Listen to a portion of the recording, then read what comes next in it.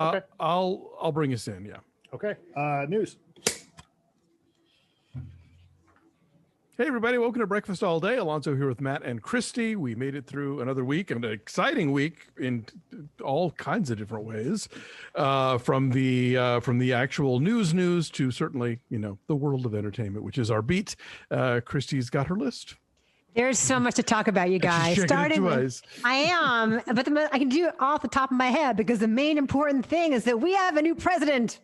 Yeah, we have a new president, and I didn't believe it was real, even as I watched every minute of it. Even as I watched Trump leave the White House with Melania dressed like she was going to a funeral, like the chicest funeral ever. And even the stupid goodbye with only like a few dozen of his followers. Even nobody showed up. Even as Air Force One took off to the strains of Frank Sinatra's "My Way." Even as Biden took the oath, I didn't believe it until I saw the man in the Oval Office at the desk signing executive orders. Then it felt real. Then I'm like, we can all exhale now. Well, Christy, if you go to certain corners of the web, they'll tell you that Trump is still really running everything because they arrested all of the Bidens, but they didn't want to have an upheaval of society, so he's just faking it. But like Q, I love that Q and the Proud Boys have abandoned Trump, and they're like, he failed us. He's weak. They've abandoned him now. I feel like I've been conned.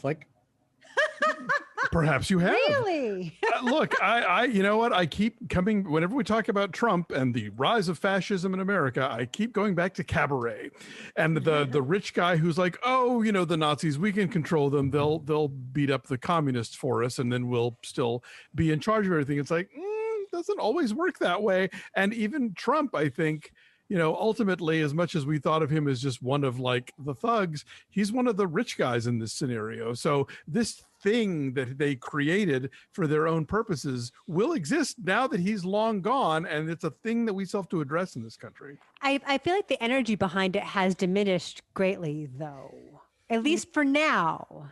We have to be vigilant, of course, but yes.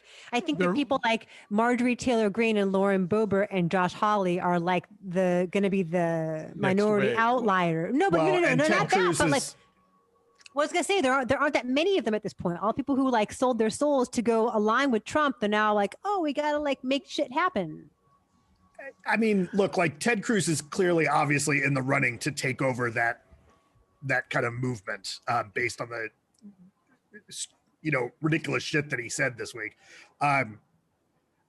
Yes, it does feel a little bit like the life has gone out of that. I'm a little concerned though that we're thinking no news is good news, in that so many of them have been deplatformed in so many places that let's not think that, oh, this is all just quiet. It's quiet because we don't know where they're chatting. Right. So well, I do think it's great that one of the first things that Biden has prioritized has been sort of monitoring hate groups and, the militant right in this country, and sort of making sure that the FBI and the DOJ and other people are monitoring that stuff because, I think that there's genuine danger from some of these movements, and, and they're all armed to the teeth, as they will be the first to tell you. Well, it's their God-given right as Americans, Lonzo. Mm-hmm. Did you guys watch the inauguration? I did. Mm-hmm. I did. Yeah, me too. I enjoyed it. I enjoyed it. Even though it was smaller, they still found big moments, Lady Gaga in her Hunger Games outfit. Right. Yeah, Jennifer Lopez injecting some Spanish and some "Let's Get Loud" into America the Beautiful. And of course, Amanda Gorman stole the whole thing. She was phenomenal. When she first walked up, I'm like, oh, she's cute. Who's she? And then she opened her mouth. I'm like, holy shit, she is a force of nature. Yeah, that was the best part. If we were going to review it, the whole thing's fairly predictable. You kind of know how it's going to end, with the guy being president. No big surprises except for Gorman, and that was a treat. We talked about it on LKTV, which is a one of the Patreon shows that we do for Linoleum Knife, and Dave was saying how, like, the speeches at the inauguration are all going to be, everything sounds great and everything, you're very excited about what it portends, and then you have to sort of deal with the reality. And I said that, yeah, the inauguration is like the fall preview issue of TV Guide. All those new shows sound so great. I can't, which ones will I watch? I can't decide. Everything sounds so good. And then they start airing and you're like, oh, well, that really didn't live up to its promise. And so yeah, the inauguration is everything's great, and we're going to turn this ship around, and then today and the rest of the next 4 years is like, well, what's that going to look like, and how much are you going to deliver on these promises? Of course, the big story of the coming out of the inauguration is Bernie in his very utilitarian coat and his mittens made from Vermont, from recycled materials from Vermont, and the million memes it launched of him sitting in his little chair, looking annoyed or bored or cold. I think he was just cold. He's an old man. Cold. It was. I just realized that what I should have done today was make a background of my yard with Bernie sitting on the diving board. So I think that ship has sailed. It's fine. It is. So, what are your favorite ones of all the ones that have been out there? Bernie and stuff. The Minor Threat one is great. I love kind of the art film ones, like the Jean Dielman one and the Portrait of a Lady on Fire one, and I've seen some other ones that are like that you really have to know what they are to know what. Yeah, when somebody drew him into the Justice Society, that was a good comic book cover. That's one of my favorite ones because somebody actually took the time to draw him in. The gif of the guy like snapping open the folding chair, and that's a great one. You sent that one around. The other one, him sitting between Walter and the dude at the bowling alley. That's a good one too. The one on the girder with the guys having lunch, that old Life magazine photo, and then also next to Roosevelt, Churchill, and Stalin at the whichever treaty that was. There's a lot of good ones. Meeting at Potsdam or whatever. I like him in the middle of Marriage Story, in the middle of the fight in Marriage Story. I hadn't seen that one. I like him in, there's also one of him in a therapy session with Tony Soprano and Dr. Melfi. That's that again, like they're simple, but they're funny. Yeah, in place of Samantha and Sex and the City. The other one, the one there's a really good one of Grogu with the mask and mittens. No. Right. But the other one, speaking of those types of memes, I like the one of him in the balcony next to, is it Statler or Waldorf? I can't remember which one is which. I don't know. I think he's Statler and the other one's Waldorf. Right. So Waldorf has the mask. Very cute. Yeah. And then finally today I saw, it was one like of the hallway of The Shining, and instead of the twins at the end of the hallway, there's only one. There's just Bernie, but Danny has to face him on his big wheel. Oh, I saw one with two Bernies. I saw one where he's around the table where everybody's an alien when they're sitting around the table right before John Hurt explodes. The one that's too much is the scene from Ghost. That one's gross. That's gross. I don't want the mittens in the clay. Yeah, that's just. But here's what's great: like his website immediately started selling like sweatshirts and stuff with that image on it, and 100% of the proceeds go to Meals on Wheels Vermont. Sure. Yes, and I saw that's a good idea, and I saw also that like. Someone asked him, what do you make of these memes being so popular? He's like, I think it means that we make really good mittens in Vermont. So very practical always. So other stuff with this week, it was the last week of the whole Trump administration being there, which means that Tiffany Trump had to use the opportunity to announce her engagement. Stephen Miller and his awful wife, Katie, had to take a picture with their baby in front of the colonnade, and it's like so tone deaf and so clueless. One of my favorite responses to the Stephen Miller's wife thing, where she was like, "Thanks to Trump, we are now a family of 3," and somebody said, "Yeah, so are a lot of families of 4." What else was I gonna say? Oh, Josh Groban did indeed do his inauguration for Major Biden. He raised $200,000 for the Delaware Humane Society. What else? That's about that for that. And then, of course, we just have things to look forward to. Yeah, I mean, for all the talk of the big party and the big invitations to whatever was going on, was really pretty sparse at the Trump events. Yeah, which I'm sure he hated because it's all he cares about is like the look of it, Right. the look, and just like the optics of it, And Sure. so I'm sure that pissed him off that he looked small and pathetic. I think all the news about him now just needs to, instead of calling him Trump, call him Florida man. The article of impeachment against Florida man will be delivered to the Senate on Monday. Yes. Nancy Pelosi said today. So this is ramping up. And I'm not the first person to point this out, but it is amazing how much deplatforming him has sort of gutted his ability to dominate the conversation. Like, I think so much of that stuff was just because it certainly wasn't the press conferences that they weren't having or the briefings or whatever. But boy, just him being on Twitter made it a thing that we always had to be talking about and thinking about. What did he say on Twitter? And who's he going after? It's like, yeah, I mean, how long is it before we stop seeing stories about comparing the differences, as well as like, everybody talking about like, God, it's so quiet, right? It's been nice. It's been nice to not have him in my head at all. It's been a real pleasure. Right. So it's almost a little bit of like, it's awfully quiet. Too quiet. Quiet. But I think it's going to be the thing where like there's the first few days we're like just constantly reminded of like how normal everything is, and then it'll be a question of things like when we get to the first State of the Union that isn't him, or we get to the first whatever landmarks along the way that isn't him. I think people will sort of reflect on okay, this is what this looks like now. But again, as has also been pointed out, normal is what got us Trump in the first place. So let's not just jump right back to that. Yeah, I was glad to see, I think my favorite comment was Diedrich Bader kind of paraphrasing John Mulaney saying, the horse has left the hospital. There was a photo of just a horse walking out of a hospital. And I was like, yes, that's how we feel today.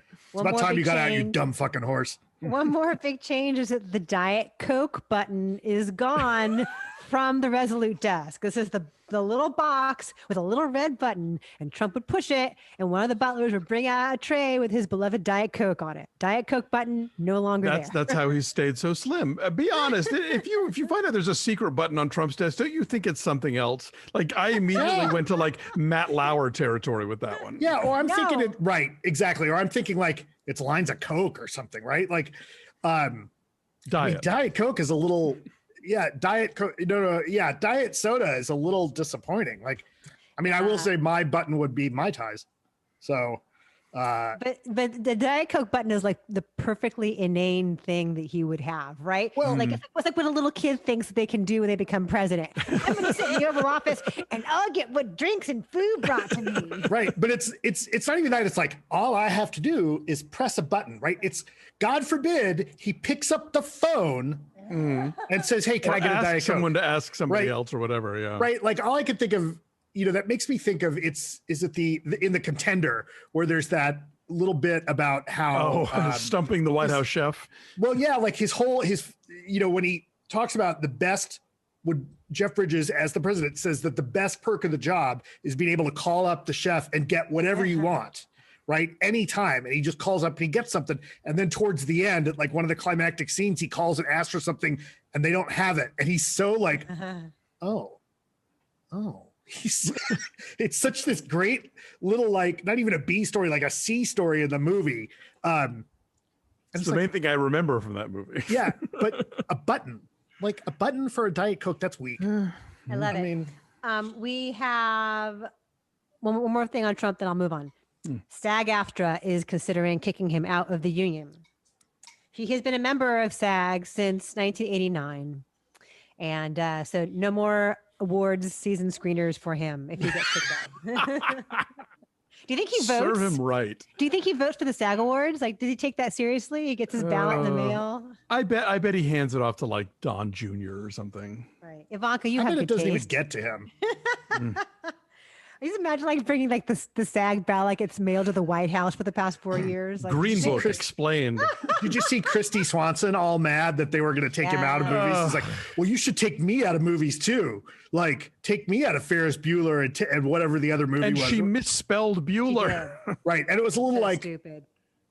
Nobody really remembers you're in those. She has like a line in Ferris Bueller's Day Off, like one single line pretty much. Is she the one who has the 31 flavors line?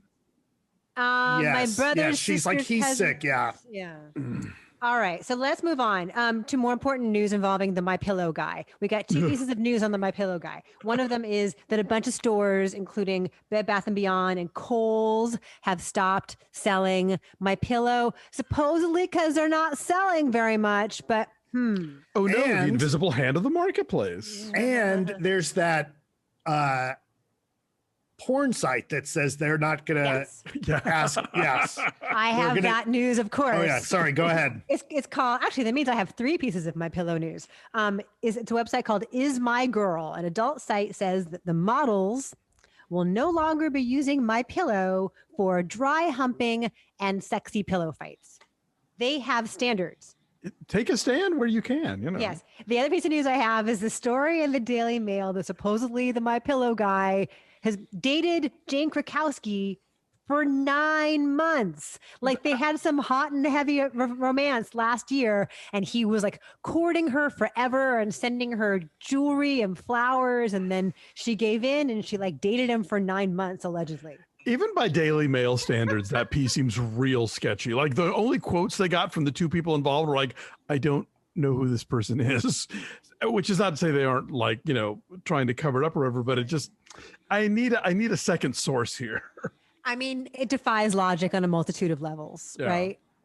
Like if you, it's like a Jenna Maroney story come to life. That's the weird thing. That's the thing. It's also like, okay, if you're trying, I mean, it's such a weird thing. I could see trying to, not that I endorse this, but I could see like, hey, we got to get on this MyPillow news. Yeah. Who would be likely to date him? Well, this sounds like a Jenna Maroney. What if he was dating Jane Krakowski? Yeah. Okay, so we have other news. Mad Libs. Yes. Arnold Schwarzenegger got vaccinated this past week. There's a big, as is happening across the country at various football stadiums, baseball stadiums. Dodger Stadium has been turned into a giant COVID vaccination site. And so you can you schedule a time and you show up and you pull in and you roll down your window and you show your arm and you get your vaccine right there in the car. I have friends who have done it at Dodger Stadium as well. Even though they had an appointment, they had to wait for an hour and a half still, but they didn't mind. They were like, fine. Well, Arnold's in his 70s, right? Is he? Yeah. So Arnold Schwarzenegger got the vaccine at Dodger Stadium and of course, shot and posted video of it. And he gave a whole spiel about how it's really important to do this. And then he said, come with me if you want to live. He also wrote that big piece about why you should listen to scientists and get the vaccine. He's like, look, listen to the experts. He's like, don't listen to me. See what the health experts are saying. If you want to develop giant biceps, yes, then listen to me because I do better at that than anyone else. But if you want to get health news, listen to the scientists. It was actually pretty smart. You know what? He knows his audience, and I think maybe hopes that they will actually listen to him on that. So good on him. We have some Bridgerton news. There's going to be a second season of Bridgerton. Today on our Patreon, we will do episode 3 of Bridgerton. We know you guys have all seen the entire series, and so you're laughing at us for our ignorance. Please don't spoil. But we're going to do episode 3 today. But there's going to be a whole second season of about Bridgerton. The oldest brother, right? I don't know what's going to be about. I thought I heard that it was going to focus on Lord Bridgerton. Which is not the guy on the swing having the cigarette, Matt, yes, is it? You were right. No, that's right. No, you're right. Nope. They have very similar hair. You're right. The other piece of news. The sideburns. Yeah. Speaking of porn, Netflix is fighting all these porn websites for taking the Bridgerton sex scenes and posting them alongside really hardcore porn. This has happened quite a few times. This happened with Game of Thrones as well, with their very graphic sex scenes. So it's not a totally new thing. But if you're if you're Shonda Rhimes, if you're the actors involved, this is not a place where you want these scenes to appear. So isn't this just advertising though? Are you just whetting people's appetite? And I want to go watch the whole rest of this thing and find out the context. Yeah, maybe. Wait, who wants context in there? Right. Some people like a narrative, Matt. Like the cable's out, right? Who ordered that pizza and why? I mean, listen, log jamming is fine art. You can imagine where it goes from here. He fixes the cable. He fixes the cable? Yes. So we have some awards news. The Spirit Awards are going to take place on the Thursday night now before the Oscars. Thursday, April 22nd in prime time, which is unusual in a million ways because usually it's the Saturday before the Oscars. It's in the daytime. It's in a giant tent on the beach. It's one of the most fun days of the year. It's great. But of course, for a million reasons, all of which are COVID, that's got to change. They're doing it virtually and it's going to air in prime time, but it's going to air at like 10 p.m. Eastern, which seems really late. Anyway. Well, you know how indie people are. They're nice. They stay up late on the East Coast. I guess. The nominations come out January 26th. And then also New York film critics are going to broadcast their ceremony virtually, which they don't usually do. We don't do, LA film critics, we don't do that. I don't know if we're going we to. have a few years actually. We've done it live on the web, but just nobody watched. Anyway, if you broadcast it and no one watches it, does it make a sound? Exactly. So that is going to be on January 24th. So here's a bit of extremely local news. Local to us, at least. Local to Alonso, because it's like down the street from him. But the Standard Hotel is closing. The West Hollywood location of the Standard Hotel. Perhaps you remember former retirement home from the Sex and the City episode where they go to Los Angeles and Carrie Bradshaw reads a Glue magazine with a cover story written by Dave White. Amazing. His interview with Clea Duvall, who would go on to direct Happiest Season. That is incredible. Right. It's also the hotel that Brad Pitt character Rusty owns in Ocean's 12. Yes, he goes dashing down the stairway at the beginning of the movie. So for those of you who took part in my 40th birthday, this is where we My stayed. invite must have gotten lost. No, you know what? I know why you couldn't go. Okay. You had a death. There was a death in the family. Okay, all right. Well, so that's why I you guess couldn't we'll go. accept that one then. No, it's true. I went. Matt was there. Ben was there. Okay. The actual party was at the Viper Room, but are you going? Bye. Okay, thank you. But those of us who like wanted to stay and make a whole weekend of it, we stayed at the Standard. Nice. People who came in from out of town stayed at the Standard. I've thrown up at the Standard. I've had breakfast still drunk the next day at the Standard. We had not in the shaggy carpet, I hope.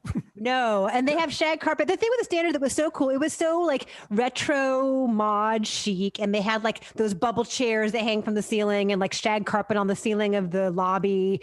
And it was a good place to go and get drinks and sit by the pool and look out over the city, but it was not a good place to sleep. We stayed there once. It was actually really, they had just opened in 1999. The weekend that we came out here to find an apartment, apartment, we stayed at the Standard because it was actually still fairly cheap. And you're right, it was definitely loud at night, but so fucking loud. But like it was very like even like think Virgin Airlines waiting area in terms of like purple lights in the hallways. Stuff like I remember at one point walking down the hall with Dave and the walls were kind of padded and it was all lit purple. And I made some joke about guests of Danger Diabolic stay at the Standard, West Hollywood. Yeah, it's really cool. There's one downtown also where they think a lot of stuff has gotten shot because they've got a really cool roof deck. There's one in the meatpacking district in New York. But this is sort of indicative of like, you know, what has been going on the Sunset Strip, even long before COVID hit. You know, so much of that, pretty much all of that is entertainment, tourism, and that hasn't happened. So even prior to COVID, stuff was, you know, shutting down and kind of getting decimated. But in its heyday, the Standard was like a hangout for like Leo and the Pussy Posse and stuff. No, when we stayed there every morning, we would walk out the front door and there was a fashion shoot going on. Like everybody was putting models in those bubble chairs or like on the shag carpet wall or in front of the big sort of like fake nature, you know, photograph. It was a whole thing. It was cool, but I guess like they, for some reason, I don't know why they would do this now, but the owners of it like raised the lease to a level that was like exorbitantly high. That's a whole West Hollywood thing. I mean, if you go down like Santa Monica Boulevard in my neighborhood, it's just like all these empty windows of like stores and restaurants that got bumped out because they want to charge more rent, but no one's moving in to pay those rents. Yeah. Right. And also what happens is a place like the Standard, like you cut something like a 10-year lease, right? Or at least a 5-year. So you do a lease and you don't own the building. And so when the lease comes up, you know, because the thought is other businesses have been doing well around there. Like the plan maybe had been, you know, when that plan was set in motion before the COVID shutdown, maybe they could have made it work. But yeah, at this point, God only knows who's going to move in there. Yeah. It used to be like a kind of like okay motel, and then it was like a nursing home. Yes, it was a retirement home. And then it became the standard, and now who knows what's going to happen. It is theoretically on a prime spot there on the Sunset Strip, but again, the world is different. If you remember the health food restaurant where Annie Hall and Alvy Singer break up, it is on the other side of Sunset from there. Yes, that's like in the Sunset Plaza area on the north side of Sunset. Right? Yeah. And again, like this whole area used to be teeming with paparazzi because like if you wanted to be seen, you'd go have brunch at the patio at Cravings. Right. Or you shop at Tower Records, or you'd go to Spago, or Yes. A different time now. Dave Chapelle has COVID. Dave Chapelle recently did a whole series of nights in Austin, and he recently tested positive, but there are these photos coming out of him all maskless and huggy with like Elon Musk and Grimes and Joe Rogan. And also, but have you seen them with a bunch of comedians like Michelle Wolf and a lot of people like no one's wearing a mask. It's making me crazy. Yeah. And I would think Michelle Wolf would be like on that train of people paying attention and doing the right thing. So it's all very distressing. I hope he gets better, but y'all, come on, take this seriously, please. Be safe. We have a lot of release date changes. Fox Searchlight just put out a whole bunch. Also, like No Time to Die keeps getting pushed. This is like the third or fourth time, I want to say. Yeah. No Time to Watch. There's plenty of time to die, apparently, because they keep moving it down the calendar. So like Eyes of Tammy Faye, this is Jessica Chastain as Tammy Faye Baker. I think it's now coming out on November 24th. Antlers, this thriller Antlers is going to be October 29th.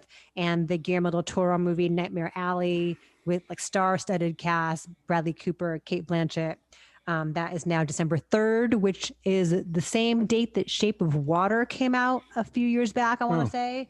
So they keep pushing them down and hoping that things get better by fall and the vaccine is going to make things okay again. If you've never watched the original Nightmare Alley, by the way, I highly recommend it. Yeah. Never seen it. It's really good. In other release date news, Godzilla versus King Kong got moved up to March. That got moved forward. I wonder why. It's coming out on HBO Max and in theaters as well, so I guess they have a little more leeway. All 5 seasons of The Muppet Show are going to be available on Disney Plus starting February 19th. Do we know if they are going to be in their entirety? Because I know there have been some music rights issues with that show over the years. I want to know. I hope so. We'll see. And I want Muppets Tonight next. I'm thrilled we're getting Muppet Show, but remember Muppets Tonight from the 90s? Yes. It was on ABC. It was sort of their attempt. That's where Pepe the Prawn first started. He was half of an act called Seymour and Pepe with an elephant. And Sandra Bullock was on. Prince was on. Have you ever seen the clip on YouTube of Prince and the Muppets singing Starfish and Coffee? That's from Muppets Tonight. Yeah, and there's also a bit where they're riffing on Hee Haw. Which is the weirdest thing. That does sound weird. Yeah, I have, of course, as so many of us do, many fond memories of The Muppet Show as a child. I watched it religiously. I wanted to be Miss Piggy. I have Miss Piggy like tennis shoes and a lunchbox. I thought she was hilarious. So it was the only show we could have on during dinner. Why is that? It just anything, unless it was the news. There was no TV in our house while we were at the dinner table, except unless it was The Muppet Show. I think that's great. You had to talk to each other. That's great. I love that. When I was a kid watching that, I always felt so bad for Fozzie. They were so mean to Fozzie. Those 2 old guys were so mean. I was like, well, his jokes are terrible. And Matt is keeping that spirit alive. I'm still Miss Piggy. Matt is still Fozzie. Alonso, which one are you? You're Statler and Waldorf. Yeah, he's both. There's going to be a Willy Wonka. Weirdos. You guys, it's going to be a Willy Wonka prequel. Let's talk about this. From the director of your beloved Paddington movie. That's the only silver lining to this whole affair. I don't need to know Willy Wonka's origin story. No, and it please make it a different one than the one that Tim Burton came up with. But yeah, generally speaking, prequels are not, unless it's Better Call Saul, the prequels tend to be pointless. It's like, because you're operating from a fixed endpoint that you have to sort of like gather towards, and so every single thing of like, oh, that's where he got the hat, they make a big deal out of this stuff. Right. It's like, who cares? I did like that though in Rogue One, where they lead you like exactly up to the beginning of Star Wars. Like that was kind of cool. I know people thought like hologram Carrie Fisher was weird, but like that was kind of like okay. But in to Solo, see Darth Vader come. In Solo, did you care where he got the vest? Well, it is very stylish. It is iconic, the vest. Glastonbury has been canceled for the second year in a row. Speaking of things that are moving or are being canceled, this is sad. The Bob's Burgers movie was supposed to come out in April and now is off the calendar entirely. Like while other things are getting pushed to specific dates, like there's not going to be a Bob's Burger movie anytime soon. Look, if it was going to come out, if an animated film was going to come out 3 months from now, it's not like, oh, we're not making it. Like clearly they've been making it for a while, and they're just they'll put it out when they feel like it's the right time to put it out. You know. Yes. Also, Tom Brokaw is retiring after 55 years in television. I did not know he was still on the NBC payroll all this time. He like dips in for big stuff. You know, but he's been around forever. Also, some really, really tragic news. We're hoping to have Ben come and join us today for this, but Hank Aaron died. Yes. Legendary baseball player. Some say he truly is the home run king because Barry Bonds at 755 achieved a whole lot of those with help.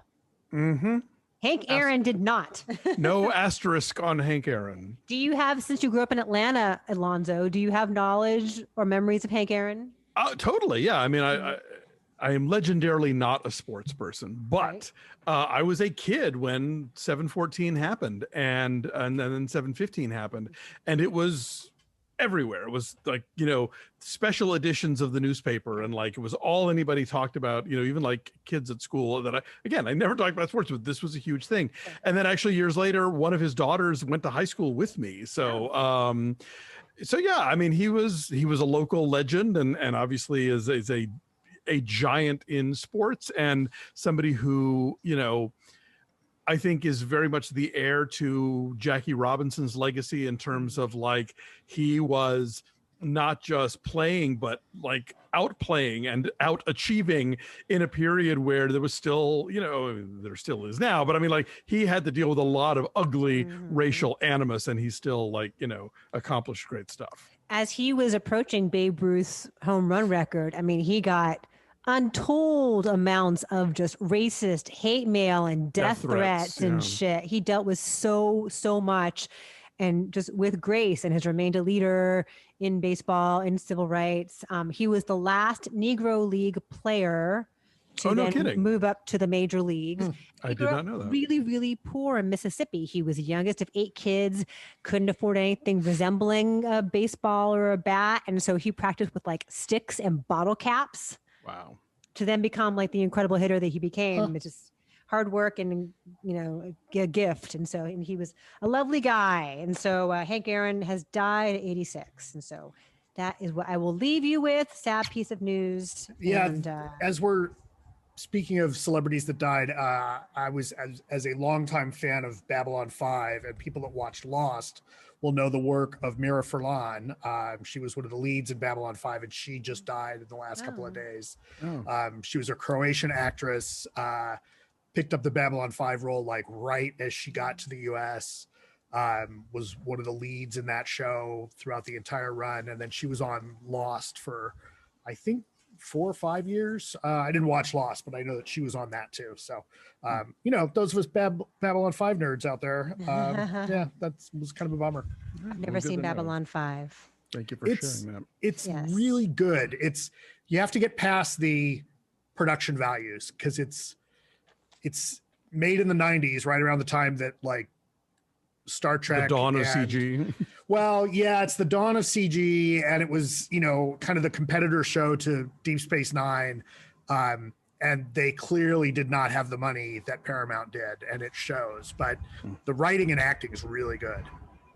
Yeah, no, no, go ahead. I was gonna say a totally different topic, but go ahead. Yes, no, I know a lot of fans of that show, and it definitely has a cult. I've never seen it myself. Yeah, and it was one of the first shows that really like had a noticeable arc that was a multi-season story that the showrunner was telling.